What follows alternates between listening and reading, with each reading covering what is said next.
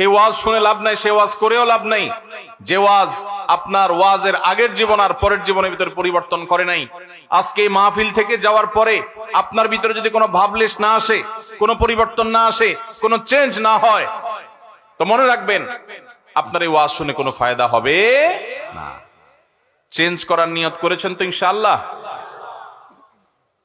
ভাইরা আমার, এই যে দূর দূরান্ত পর্যন্ত মাইক লাগানো, রাস্তায় আলেমদের সামনে গাড়ির বহন নিয়ে, বাইকের বহন নিয়ে আসা, এগুলোর বিরুদ্ধে আমি বললাম, যুবক ভাইরা, এগুলোর মধ্যে আপনাদের জন্য বার্তা আছে। 2-4 জন বন্ধু বান্ধব একসাথে হলেই শুনলে একটু ভাব আসে, আসেনি? 5-6 জন বন্ধু বান্ধব নিয়ে যখন মার্কেটে যান, বাজারে যান, রাস্তা দিয়ে চলাফেরা করেন, কলেজ থেকে আসেন, তখন শুনলে একটা ভাব আসে, আসে। এই ভাবের চোটে তখন ধরাকে সরা মনে করে অনেকে।